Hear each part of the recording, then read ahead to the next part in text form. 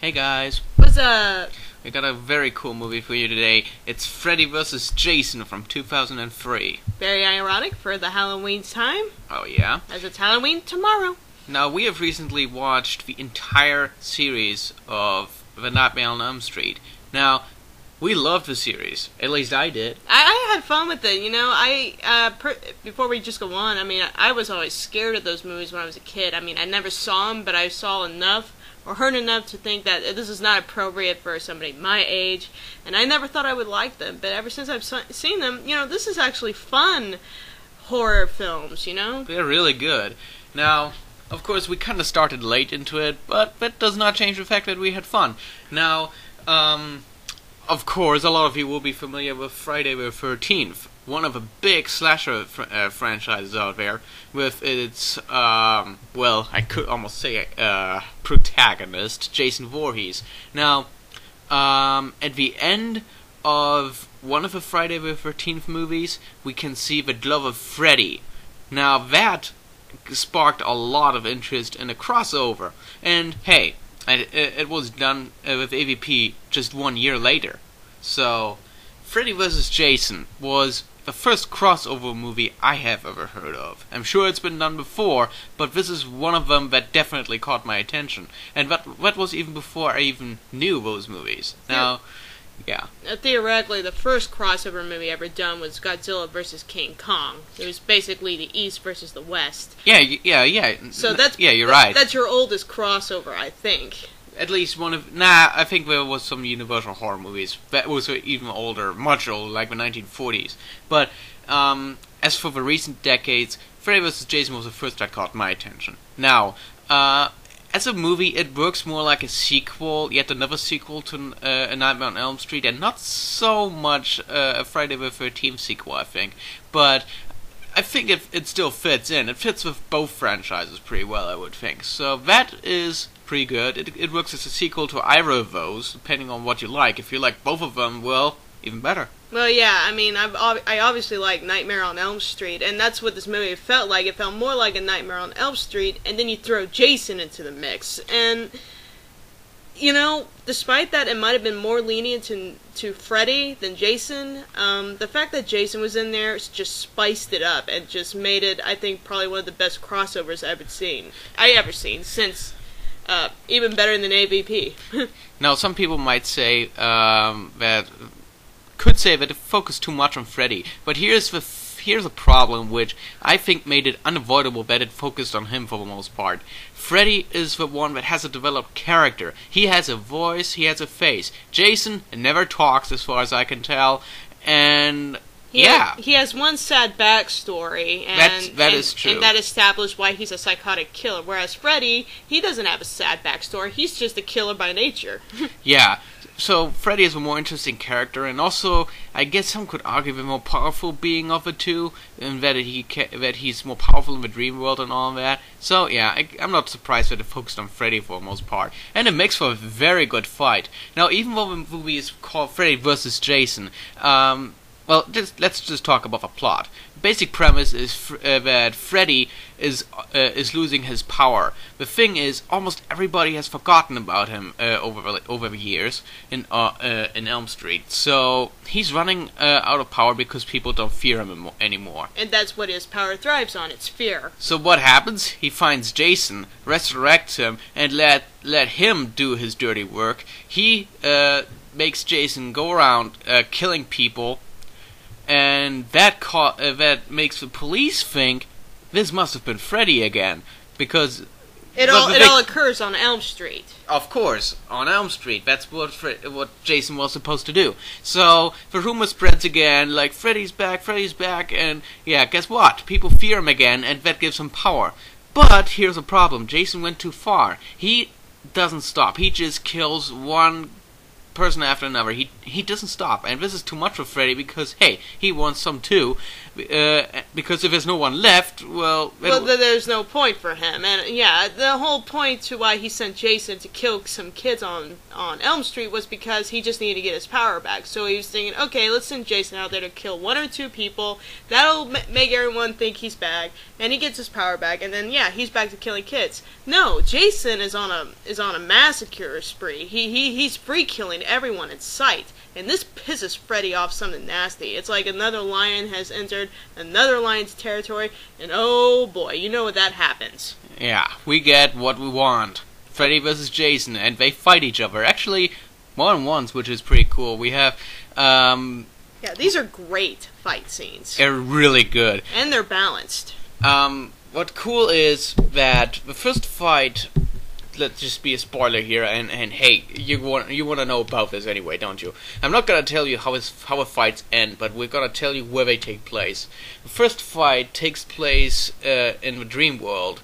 Jason was knocked out by tranquilizers, and now he's dreaming. Freddy comes after him, and as we all know, in the dream world, nothing can stop Freddy. They have a great fight, but Jason stands no chance whatsoever. Yeah, the only Jason's advantage he had in the dream world was that Freddy didn't know what his fears are. No matter how many times Freddy attacked Jason, Jason wouldn't go down. Jason seems immortal almost, but then Freddy finds out what his fear is. Once he finds that out, you're doomed.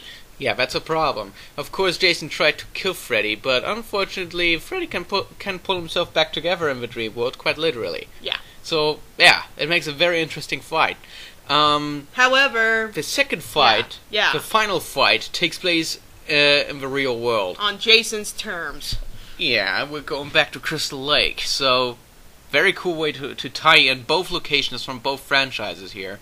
And we have him duke it out of the real world. Now, Freddy is at less of an advantage. He doesn't have he doesn't have as many of his powers at all. His dream powers happen only in the dream world. When you take him out of the dream and put him into reality, all he has is his claws. But he's still stronger than most human, and he can take one hell of a punishment. Oh, yes. So we have a great fight here, and God, this is a gory battle, but hey, it is awesome. It's by far the best crossover battle I've seen so far. It is balanced on every turn. Nobody here has a distinct advantage or disadvantage over time, which is one thing that a lot of other crossover movies just get wrong.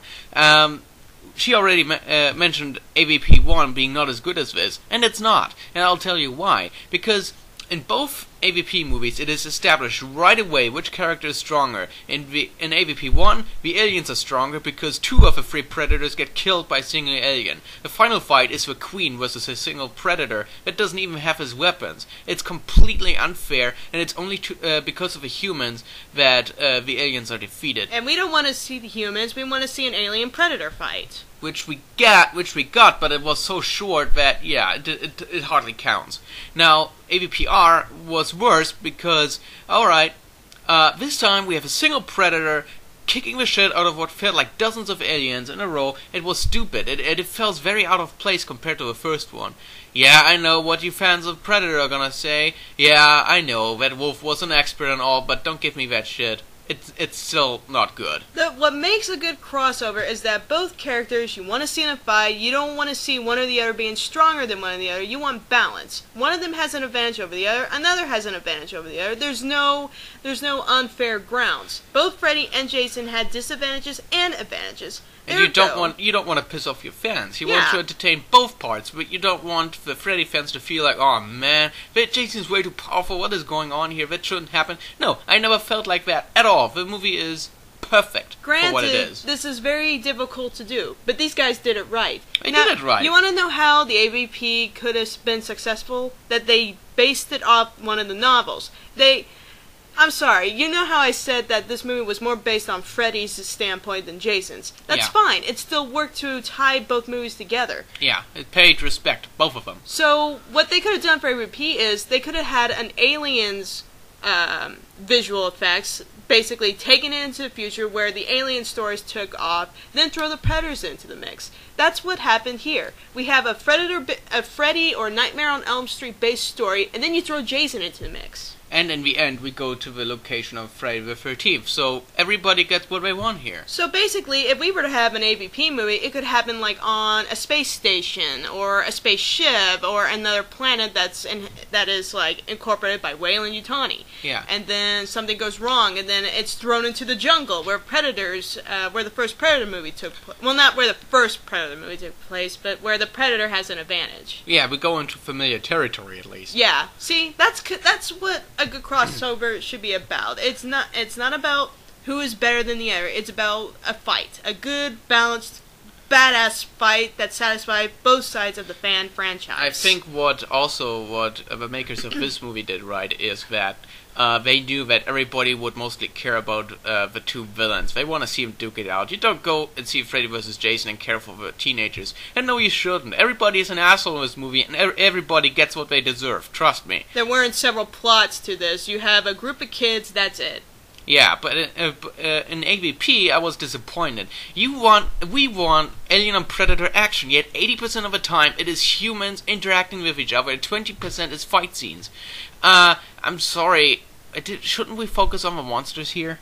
Yes, we should. This movie did not bullshit around. It went straight to the gore. It went straight to Jason killing people. It went straight to Freddy plotting. And then you have a few kids for about a few minutes, and back to Jason killing people, and then Freddy getting pissed off, and then a few times with the kids again, and then boom, back to more fights. And it was awesome. It just works so well. And one more thing. Guess what? This movie was rated R. Thank you. Thank you, because apparently, unlike Fox, the people that made this movie knew that, it's gotta be rated R. Otherwise, you piss off the fans. That is what they should have told Fox when they made AVP, because they epically failed at that too, rated it PG-13. So, yeah, you know what? There's no excuse for AVP to fail. This movie came out an entire year before that movie even came out. So, it was no excuse for the fuck-ups they did with this one. Even though the IMDb rating is only slightly in favor of Freddy vs. Jason when compared to AVP, it is still, in my opinion, the much better movie here. Yeah, and I'm not even a huge fan of Freddy or Jason, but after watching the Nightmare on Elm Street series and hoping to get to watch the Friday the 13th movies, this crossover is probably one of the best crossovers I have ever seen. And it does everything that you want from it and nothing more. You want two badass villains duking it out. This is what you get, and the gore factor is not held back. And the bonus for the whole thing is that it's cool that it does reference to the any previous movies. It references both the events that happened on Nightmare on Elm Street and the events at Crystal Lake. And the cool thing is these two locations don't seem to be that far apart, but just enough so that when you watch the movies individually, a Freddy movie or a Jason movie, you have your own distinct location and the character in it works without getting mixed up with the other. And this movie was just tied together in a very clever way, and overall, I felt very satisfied. I felt that they respected the fans and knew what the fans wanted. Even the actors were good. I mean, okay, the Jason actor didn't have much to work with. He doesn't say a single line. We never really see his face. And he's played by multiple people. Yeah, over the course of the movies. Now, Freddy is a different thing. If you want him, you gotta have the same guy. Otherwise, you're gonna get the same crap that you had with the Nightmare on Elm Street remake from last year. Or was it the year before? I don't know. I can't remember. I just know that and that remake didn't work because they had a new actor for Freddy. I'm sorry. It's sadly noticeable. I'm sorry. Freddy Krueger for me will always be Robert Englund, who played him in all movies. And he was badass in this one too. Yeah, this was his last time playing Freddy Krueger, and I think he did a splendid job. Yes, and and all these little aspects I could see from. I don't know much about the Friday the 13th series that much, but even I could tell what tied to Friday the 13th and what tied to Nightmare on Elm Street, like the one scene where it only happened once because they didn't repeat it, like it was repetitively used in the Nightmare on Elm Street. It was that poem that those kids sing. Yeah. 1, 2, Freddy's coming for you. Yeah, it goes on for a while, but yeah, even that is in here. It's like they hit every note just right. And even the music remixes, though they didn't have much to work with, that still tied in very well. the music is good, and it's based on the soundtracks of both movies, which is pretty cool. And I just think this is a very good movie for what it is. It's better than a lot of the entries in the Nightmare on Elm Street series even. It's very good. It's among the best, I would think, if you would count it as one of them. I can't say the same about the Friday the 13th movies because I haven't seen them all, but I'm pretty sure that this one would probably still could be above average, but this is just a guess, because I think this is a very good movie, and it's severely underrated. Yes, what's your rating? I don't like the IMDb rating. The IMDb rating is a measly 5.7, which is only 0.3 higher than AVP1. I say this is bullshit! Bullshit! This rating needs to be higher. I say Freddy vs. Jason is an 8 out of 10. It's a very good movie. I give it a 10 out of 10 because it gave me what I went into and expected to see. A badass, several bloody fight scenes. And that's what I wanted, and that's what I got. So if you like any of these movies, you have to check this out. If you watch this movie without knowing them, you probably are going to be confused about what the hell is going on.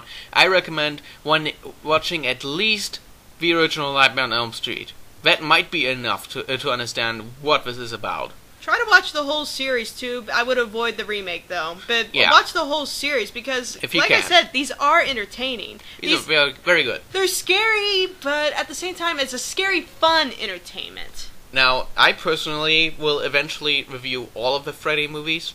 That will take a while, though, because it's a lot of movies, and I gotta watch them again. So, I might do that at some point. Maybe even the same with Jason. But the crossover in my book is very good.